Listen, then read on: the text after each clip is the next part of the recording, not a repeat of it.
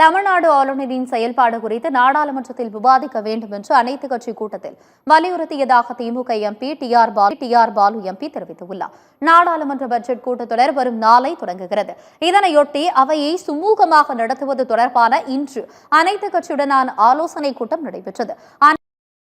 அனைத்துக் கட்சி கூட்டத்திற்கு திமுக மக்களவை குழு தலைவர் டி ஆர் பாலு, திருச்சி சிவா கூட்டாக செய்தியாளர்களுக்கு பேட்டியளித்தனர். அப்போது பேசிய டி ஆர் பாலு, சட்டப்பேரவை கூடிய போது தமிழ்நாடு ஆளுநர் பேரவையிலிருந்து வெளிநடப்பு செய்தது குறித்து விவாதிக்க வேண்டும் என வலியுறுத்தியதாக தெரிவித்தார். தமிழ்நாடு மீனவர்கள் இலங்கை கடற்படையால் தொடர்ச்சியாக தாக்கப்படும் சம்பவத்திற்கு உரிய நடவடிக்கை எடுக்க வேண்டும் என்று வலியுறுத்தியதாகவும் தெரிவித்தார்.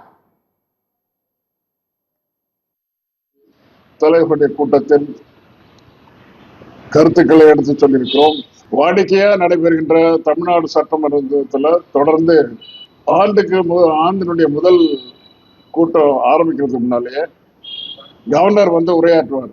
கவர்னர் உரை என்பது அரசாங்கம் தயாரித்து வழங்கப்படுகின்ற உரை. அது அப்படியே வர்பாட்டம் எந்த ஒரு சொல்லு கூட பிறழாமல் அப்படியே படிக்கணும். இதுதான் முறை. அமைச்சரவை, முதலமைச்சர், இந்த நாட்டு மக்கள் ஒட்டுமொத்தமாக எல்லோரையும் அவமானப்படுத்துகின்ற வகையில் அவர் வெளிநடப்பு சென்றிருக்கிறார். இது மிகவும் கண்டிக்கத்தக்கது.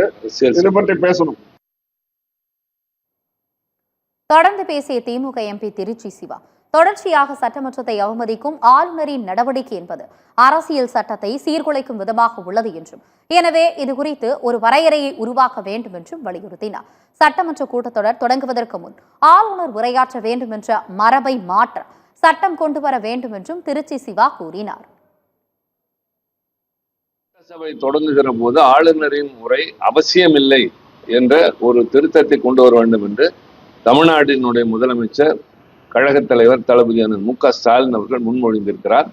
அதை வலியுறுத்தி அந்த அடிப்படையில் ஆளுநர் என்பவருடைய பொறுப்பே தேவையில்லை என்பது ஒரு புறம் இருந்தாலும், அந்த பொறுப்பு நீடிக்கின்ற வரை அவர்களுடைய உரையின் மூலமாகத்தான் சட்டப்பேரவை ஒரு ஆண்டின் தொடக்கத்தில் தொடங்க வேண்டும் என்கிற மரபு தேவையில்லை என்ற ஒரு திருத்தத்தை அரசியல் சட்டத்தில் கொண்டு வர வேண்டும் என்ற தலைவருடைய அந்த வலியுறுத்தலை நாங்கள் முன்மொழிவோம்.